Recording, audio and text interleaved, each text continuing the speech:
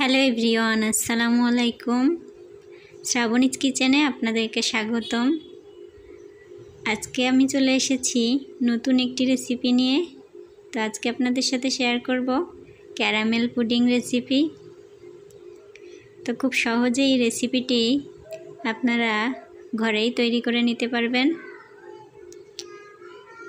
খুব কম উপকরণ দিয়েই যেহেতু এটি তৈরি করা যায়, তাই যে কেউ এটি বাসায় তৈরি করে নিতে পারবেন। তো আজকে আমার ক্যারামেল পুডিংটা তৈরি করতে কী কী উপকরণ লাগছে চলুন দেখে নিই। প্রথমে আমি একটা প্যানে 1 লিটার দুধ নিয়েছি। তো দুধটা জাল করে নিচ্ছি। জাল করে গাঢ় করে নিতে হবে।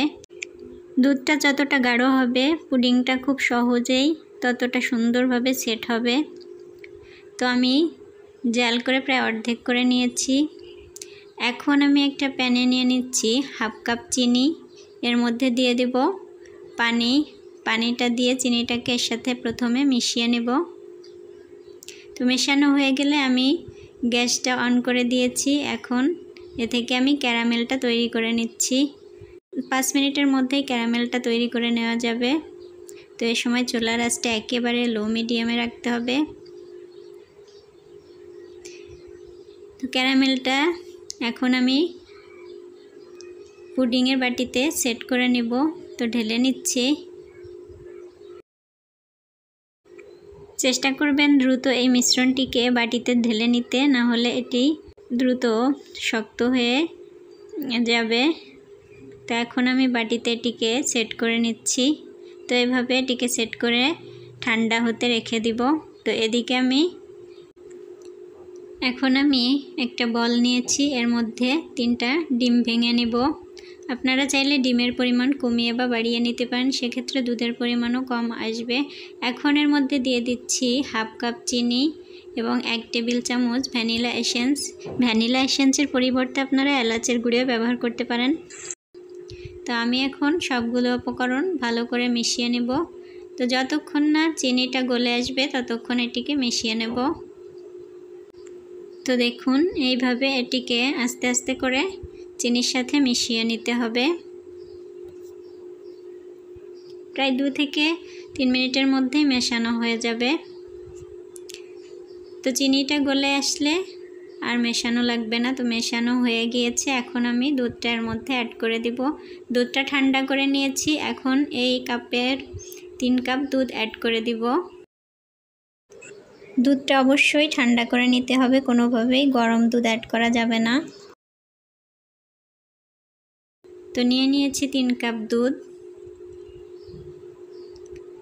এখন আমি সবগুলো উপকরণ আবারও একটু ভালো করে মিশিয়ে নিচ্ছি। আমার এই রেসিপিটি ফলো করে যদি কেউ পুডিংটি তৈরি করতে চান তো অবশ্যই তৈরি করতে পারেন। এখন আমি সেই পুডিংয়ের বাটিটাতে মিশ্রণটা সেঁকে নিব। ছাঁকনি দিয়ে ছেঁকে নিলে অতিরিক্ত যে অংশটুকু থাকবে সেটুকু আলাদা হয়ে যাবে। এখন এটিকে সেট করে নিয়েছি। এখন আমি একটা চুলায় প্যান বসিয়ে এর মধ্যে দিয়ে দিচ্ছি কিচেন টাওয়াল। আপনারা চাইলে অন্য কাপড়ও ব্যবহার করতে পারেন। এর উপর আমি পুডিংয়ের বাটিটা সেট করে ঢাকনা দিয়ে ঢেকে দিয়ে চারপাশে পানি দিয়ে দিব। এখন আমি ঢাকনা দিয়ে এটিকে ঢেকে মুখটা বন্ধ করে নিলাম। তো 25 মিনিট পর ফিরে আসছি। চুলার আঁচটা সময় লো মিডিয়ামে রাখতে হবে।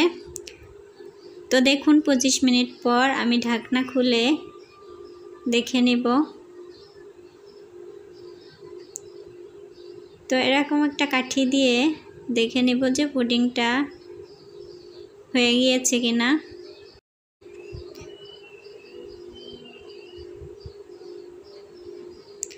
তো পুডিংটা যেহেতু হয়নি আমি আরও 5 মিনিট জাল করে নিব। তো ফিরে এসেছি 5 মিনিট পর। তো এখন আবারও দেখে নিচ্ছি। তো এবার পুডিংটা পুরোপুরি সেট হয়ে গিয়েছে। আমি এটিকে চুলা থেকে নামিয়ে নিয়েছি। এখন এটিকে ঠান্ডা করে নর্মাল ফ্রিজে রেখে দিব। গরম অবস্থায় এটিকে ঢালা যাবে না, তাহলে ভেঙে যেতে পারে। তো ঠান্ডা করে নিয়েছি। এখন আমি পুডিংটা কেটে সার্ভ করে নিচ্ছি। অবশ্যই এটিকে সাবধানে কাটতে হবে, না হলে ভেঙে যেতে পারে। তো এরকম একটা ছুরি দিয়ে ভালোভাবে কেটে নিচ্ছি। এখন এর উপরে একটা প্লেট বসিয়ে আমি এটিকে প্লেটে ঢেলে নিব। তো এই কাজটা একটু সাবধানে করতে হবে।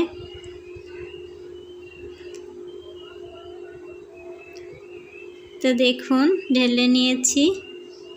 আমার পুডিংয়ের কালারটা অনেকটা সুন্দর এসেছে মাশাআল্লাহ। তো এখন আমি এটিকে কেটে আপনাদেরকে দেখিয়ে দিচ্ছি।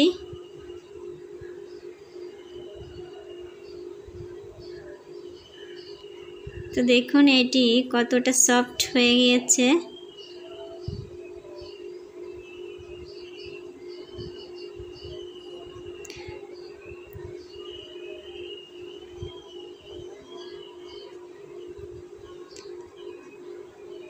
কেটে দেখিয়ে দিচ্ছি আপনাদেরকে।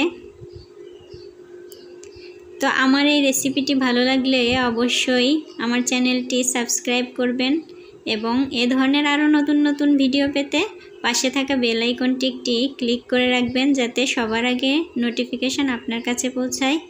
তো আমার এই রেসিপিটি আজকে কেমন লাগলো কমেন্ট বক্সে অবশ্যই জানাবেন।